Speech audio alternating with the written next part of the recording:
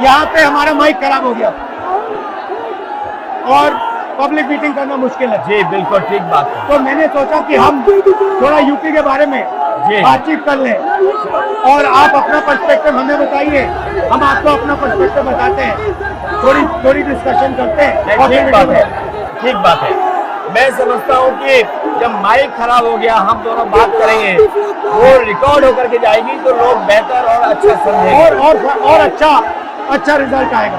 और क्योंकि social media से वेल कनेक्टेड है तो सब लोगों को जानकारी मिल जाएगी कि हम और आप क्या बोल रहे हैं। यूपी जो 80 सीटें दे रहा है, इसमें 79 सीटें समाजवादी पार्टी, कांग्रेस, इंडिया गठबंधन जीत रहा है। एक जो क्यूटो है उसमें हम और आप लड़ाई में हैं। और इस बार क्यूटो नाम कैसे जापान वाला ही है? ये क्यूटो क्योंकि जो प्रधान सांसद हैं उन्हें सपना दिखाया था काशी के लोगों को कि दुनिया की सबसे बेहतर सिटी बनेगी क्यूटो। तो क्यूटो बनी नहीं बनी काशी के लोग ये तय करेंगे और फिर वोट डालेंगे। तो इस बार मन मर्जी नहीं चलनी है, मन की बात नहीं चलेगी, हमारे आपकी बात और 140 करोड़ लोगों की बात और संविधान की बात होगी। और आपने देखा, हम सब ने देखा कि यूपी को नरेंद्र मोदी जी ने बेरोजगारी का सेंटर बना दिया और इतनी बेरोजगारी की है। ये जितने बच्चे दिखाई दे रहे हैं ये दिखाओ, वो लोग हैं दिखाओ जो अग्निवीर या पेपर लीक जिसकी वजह से उन्हें नौकरी नहीं मिली है और ये सब रोजगार नौकरी चाहते हैं। बीजेपी ने जो झूठे सपने दिखाए थे इन्वेस्टमेंट मीट के, जो झूठा सपना दिखाया था डिफेंस एक्सपो का, जो सपने बेचे थे G20 में, लेकिन इन नौजवानों को न नौकरी मिली न रोजगार मिला, आज ये खाली हाथ हैं। तो इसलिए हमें और आप मिल के जो आपने कहा, जो इंडिया गठबंधन कह रहा है कि 30 लाख बच्चों को नौकरी दी जाएगी, उस दिशा में हम लोग काम करेंगे। और पहली नौकरी पक्की स्कीम जिसके माध्यम से हर ग्रेजुएट को नौकरी का अधिकार, बेहतरीन ट्रेनिंग और बैंक अकाउंट में 1 लाख रुपए साल के। आपने नोट किया कि मोदी जी खटाखट बोलने शुरू कर दिए। ये आपके खटाखट के बाद वो रटारट खटाखट कर रहे हैं। बिल्कुल। अच्छा आप एक बात बताइए, मुझे क्यूरियोसिटी है, थोड़ा आप अपने पापा के बारे में मुझे बताइए जी। मुलायम सिंह यादव जी के बारे में बताइए। आपने उनसे क्या सीखा? नेताजी और उनके साथ के लोग बिल्कुल जमीनी राजनीति करते रहे। हालांकि नेताजी कुश्ती, पहलवान और गाँव के थे। करते हो कुश्ती? नहीं, मैं कुश्ती नहीं कर पाया जीवन में, क्योंकि मैं मिलिट्री स्कूल में चला गया तो कुश्ती नहीं कर पाया। लेकिन नेताजी इसीलिए धरती पुत्र बोले गए कि वो जमीन की बात को समझते थे। धरती पर जो लोग हैं उनकी क्या भावना है उसको लेकर के वो आगे बढ़ाना चाहते थे। और आपका इस क्षेत्र से और इस शहर से आज का लगाव नहीं है, न जाने कितने सालों पुराना लगाव है। जो इमोशनल कनेक्ट आपका इस शहर और शहर से है वो शायद और किसी राजनीतिक परिवार का नहीं होगा। तो नेताजी से उनका हार्डवर्क और अपने लक्ष्य के लिए लगातार काम करते रहना, जो गैर बराबरी की लड़ाई डॉक्टर राम मनोहर लोहिया यहीं लड़े थे। हालांकि हमारी आपकी विचारधारा की यहाँ टकराव रहा, लेकिन हमारे व्यक्तिगत या जो सिद्धांत में कभी समझौता नहीं हुआ।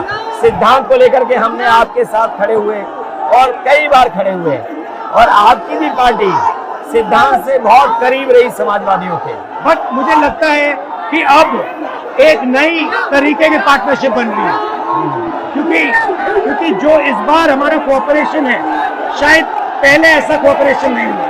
मतलब बिल्कुल सब जुड़ गए।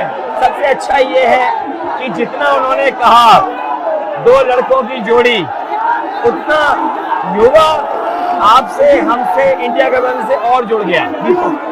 तो ये नेचुरल अलायंस है, और नेचुरल अलायंस इसलिए लोग महसूस कर रहे हैं कि वो चाहते हैं कि नौकरी और रोजगार मिले, नौकरी और रोजगार मिले। तो ये बड़ी भावना है कि हमसे आपसे ये यूथ कनेक्ट कर रहा है। सबसे बड़ी बात, महंगाई की चोट सबसे ज्यादा इन लड़कों को लगती है। हमारी थिंकिंग है और आपकी भी है कि ये जो 22-25 लोगों को नरेंद्र मोदी जी ने पूरा का पूरा धन पकड़ा है, उसको ठीक करने के लिए जो हमारे युवा हैं, माताएं बहनें हैं, उनको डायरेक्ट बैंक अकाउंट में पैसा देना है। देखिए, ये जो लोगों के पास पैसा पहुंचने से जो अर्थव्यवस्था को लाभ मिलेगा, मैं समझता हूँ इनका भाग्य भी बनेगा और देश की अर्थव्यवस्था ही बेहतर होगी। ये जरूरी स्कीम है कि इनके अकाउंट में पैसा पहुंचे, जिससे थोड़ा बहुत जीवन स्तर इनका भी अच्छा हो। नरेंद्र मोदी जी डिबेट से क्यों डरते हैं? क्योंकि वो सच का सामना नहीं करना है ना, चाहते। पूरा उनका झूठ का गुब्बारा है।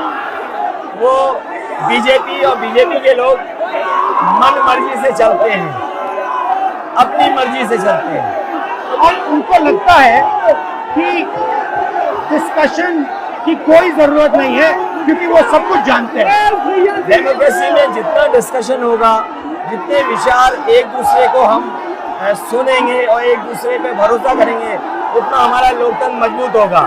ये बीजेपी के लोगों ने न केवल हमारी जान को खतरा पैदा किया है, बल्कि लोकतंत्र को भी और संविधान को भी खतरा पैदा कर रहे हैं। और इसका नतीजा दिख रहा है कि चाइना हमारी जमीन के अंदर आ गया, ये बेरोजगारी बढ़ती जा रही है, जो प्रोडक्शन होता है वो नहीं हो रहा है, और पूरा का पूरा एक्सटॉर्शन, ईडी, सीबीआई, ये लोग मतलब एक्सटॉर्ट कर रहे हैं। कई बार सुनने को मिल रहा है और सरकार स्वीकार नहीं कर रही है, लद्दाख की हमारी सीमाएं सुरक्षित हो गई, और अरुणाचल के आसपास या सीमा जो चीन से छू रही है वो बहुत असुरक्षित है।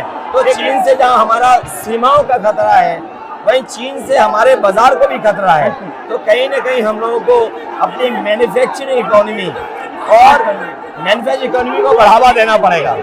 और ये जो स्कीम्स है, पहली नौकरी पक्की और महालक्ष्मी, ये मैन्युफैक्चरिंग सिस्टम को, इकोनॉमिक सिस्टम को जंप स्टार्ट करने के तरीके हैं। ये बहुत अच्छा जंप स्टार्ट होगा। इसको अगर फोकस होकर के आईआईटी, पॉलिटेक्निक, इंजीनियरिंग कॉलेजेस को, इन सबको इकोसिस्टम में ला करके, मैं समझता हूँ युवा नौजवानों को अच्छी नौकरी और रोजगार मिल पाएगा। और हमारा लक्ष्य है कि सब, हर जात को भागीदारी मिले, स्पेस मिले, हर इंस्टीट्यूशन में, बिजनेस में, एजुकेशन के सिस्टम में। तो वो हमारा, हम दोनों का लक्ष्य है। बिल्कुल। और क्योंकि जो बात सभी दल कहते थे, आज इंडिया गठबंधन कांग्रेस भी कह रही है कि सामाजिक न्याय जरूरी है, जाति गणना जरूरी है। देश के लिए ये बड़ी चीज है। जो दुनिया में अमेरिका है, यूरोप है, अपने उन लोगों के लिए जो पीछे छूट जाते हैं, उनके लिए कुछ काम करते हैं। तो हमारा जो देश जाति के आधार पर पिछड़ा है, तो इसको आगे बढ़ाने के लिए ये बड़ी भूमिका होगी इस बार। बहुत अच्छा लगा, अच्छी बहुत मीटिंग अच्छा रहा, बहुत अच्छी मीटिंग है। मुझे लगता है कि ये यूनिक मीटिंग है क्या?